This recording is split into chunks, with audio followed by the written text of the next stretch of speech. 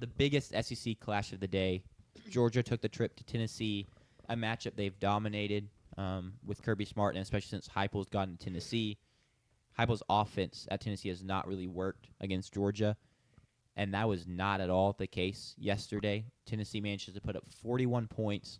Unfortunately, they missed the game-winning kick in regulation, so it goes to overtime, and Georgia wins in overtime. And I will say, that guy had no chance of making that kick. He was about a faint on the sideline. You said he was hyperventilating. They're talking about him taking like deep breaths and coaches coming over and talking to him.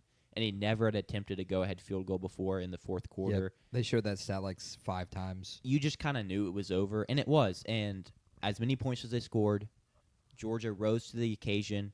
Like offense, we had questions about, and they answered. Gunnar Stockton answered what he can do as a passer in a lot of ways, in a ton of ways. And Kirby Smart in Georgia rips out Rocky Top's heart again. So my first question is a high-scoring game to get the conversation started. More impressed with the offenses, or like, are y'all still have defensive questions, or are you like, man, this is just a battle between heavyweight tight ends, and yeah, the score got high, but it says a lot more about the offense than the defense?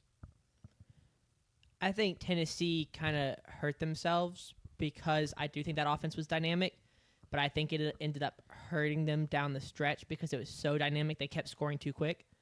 Their first 2 drives, they scored in 2.5 minutes and 30 seconds, I think. Yep. Yeah, 2.5 minutes and then under 30 seconds. Mm-hmm. And then their next drive was 8.5 minutes. But they just weren't giving their defense time to rest early, and I think that's why Georgia came back from that 21-7 deficit. I have it pulled up here. Gunnar Stockton started 4 for 8 in the first quarter. Did not have a very good first quarter. Had 4 incompletions. Proceeded to have 5 incompletions the rest of the game. Went 19 for 24. Time of possession was Georgia 50 minutes, Tennessee 24 minutes. And I don't know exactly how that's calculated with the overtime. It doesn't add up to 60.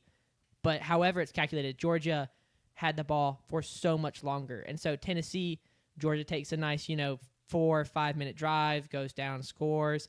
Tennessee counters with like a 40-second possession or a 2-minute possession. It was just absurd stuff that it's really fun to watch that as a fan because you forget that the defense who was just out there has to come back out there again and try and stop a very physical Georgia team who's improved on the run game. So I really think that was kind of what we learned is that Tennessee scored too quick at times to give their defense time to rest. Because it is a good defense. I mean, they had a good defense last year, and they played really well when they were fresh. Sure. I get that. It's just kind of also a thing of, you can't tell your team to stop scoring and hitting explosive plays. Definitely not. I'm not saying it's something they should have tried to avoid, but I think that was one of the reasons the game went the way it did. Correct. Yeah. Makes sense. JP, your thoughts on that? I know your thoughts based on who you have ranked number 1. For both of the teams, I think it was completely just a story of hell yeah, quarterback. Gunnar Stockton was ridiculous. Bullets on the money, throwing with touch, running for first downs, and then the 2 biggest plays of the game, the touchdown on 4th and 6, which I would say is one of the best throws I've ever seen from a college quarterback in a clutch moment. To throw that with touch and put it on the money, and Humphreys just catches it and falls in. Play call goes end crazy, zone. too. So much trust there. To have the trust there was incredible. And it was the biggest play of the game. It won them the game, it felt like. And then the 2-point conversion, he was perfect on, too. They run again, like I said, the zig route, which is just undefeated, it feels like, on the goal line with Zachariah Branch. They kind of motion him in. He fakes the slant, falls out to the flat. Gunnar Stockton doesn't hesitate at all. Bullet, dime, 38-38. Missed the field goal, you end up winning. But I thought for Tennessee, it is unbelievably heartbreaking to lose that game. But if you just thought about Joey Aguilar, you can't be anything but ecstatic for the rest of the season because he was exactly what you want from a Tennessee quarterback. Aggressive, no fear, trusting receivers, gave them multiple chances down the field. They score explosive plays off ton of them. Did he make mistakes? Yeah, he had 2 picks in that game. Just some bad plays here and there, but that's going to happen when you're running at that kind of that kind of pace where you literally can't fast forward. You can't double click on YouTube TV and fast forward 10 seconds because you'll miss the next play. That's how fast they're moving. Sure. And that's going to make mistakes for Joey Aguilar. But for him to play with that kind of confidence at home and to throw the deep ball as well as he did and give his receivers chances, I don't think you can be anything but happy as a Tennessee fan about Joey Aguilar. And for a Georgia fan, I mean, now you think the sky is the limit. Yeah. That this is like, okay, we're going to win the national championship. Because if you have quarterback play like that in the biggest moment of the season so far, it can't be anything but positive.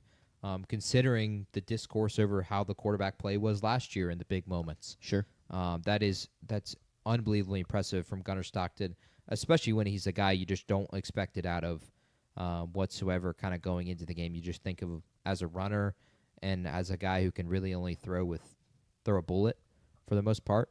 But he was able to throw with touch, and he was incredible. Yeah.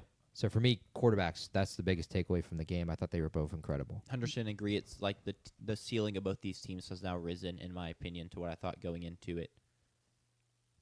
But I will say, look, talking about Georgia's defense, and Andrew McBride is talking about it in the chat, talking about how he was concerned with the DBs.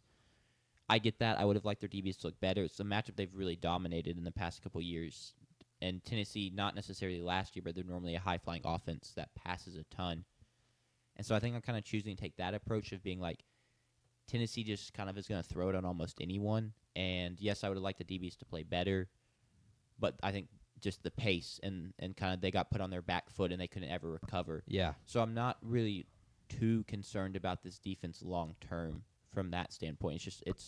Tennessee's is a very tough offense to have to play against. It was also there were spots like they just kind of got lost. Yeah. You think of the third touchdown for Tennessee where I think it was KJ Bolden. It's just kind of in no man's land, and the receiver just kind of trails behind him, and Aguilar throws it in behind him for a touchdown. I obviously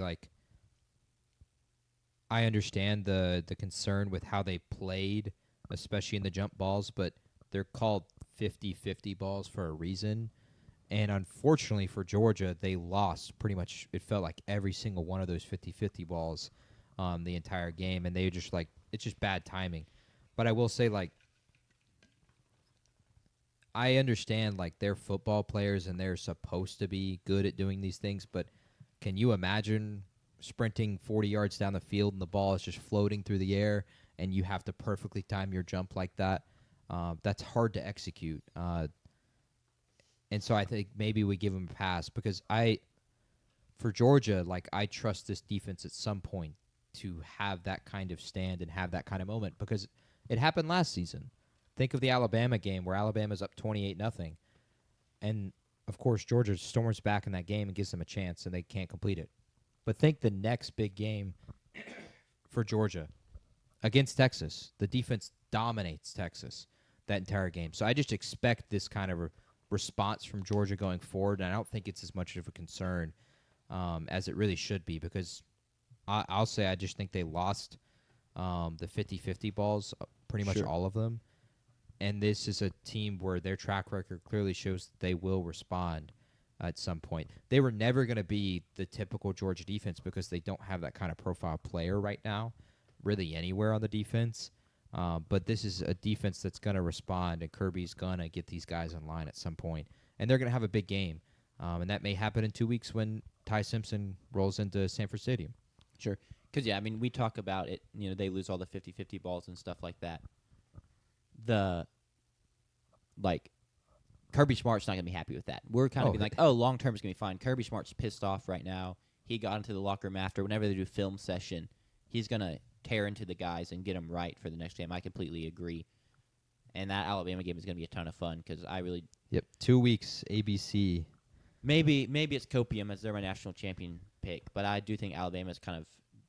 I don't even know if you've turned a corner because you really just were bad for 1 week, but I think they're at least on the right track again. Yeah, absolutely. The litmus test will be in 2 weeks. I want to say one of the biggest things for me, both watching the game post the Georgia Tech game at the Frat and then watching it again this morning. I love the primetime game. I love the night game atmosphere. I love being in a night game atmosphere.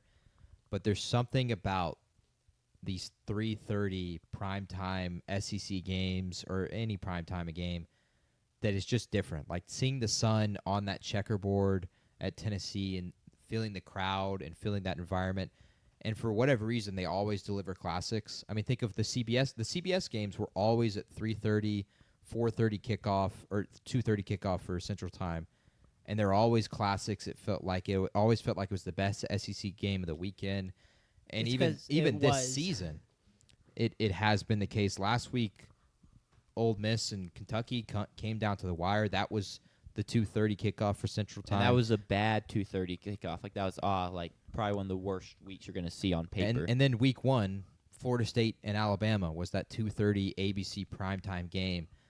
So it was really, really cool. It felt like watching an old CBS SEC game, watching that game Sure. On Saturday, and that was really, really cool to see. And I thought Fowler mentioned it in the broadcast at some point. I think it was early on in the game that it was just something about with the sun being there. Like they call so many primetime night games that they just don't get to see it. To see the sun, and I would assume Rocky Top was beautiful that day as well. I thought that was the best college environment of the weekend. I agree. That was the best game of the day, putting my bias aside, because that obviously was not the best game of the day for me. I think presentation helped a ton with ESPN. Like the NBC can't. Oh my gosh! Holy bro. dog shit! That thing was terrible. That's the only way to put it. Which is such a shame, considering how good their presentation can be, with what most of y'all are watching right now on NBC with Sunday Night Football. It's a shame that the college football is just terrible. It's very poor. I don't understand it. It makes no sense. Any thoughts on this game before we move on, Sanders? No. Anything else? I guess you've already given thoughts, but cool. I'm nervous. We're not going to get into a full preview. Tennessee versus Mississippi State in 2 weeks in Davis Wade. I'm excited. I've already talked. I think it was you. I said. I mean, the game it's going to be a high scoring game. I think. Maybe. You never know. Yeah, we'll get into that in 2 weeks. Correct. But seeing the way Tennessee performed against Georgia makes me pretty nervous. Tennessee's a very good team, so we'll find out.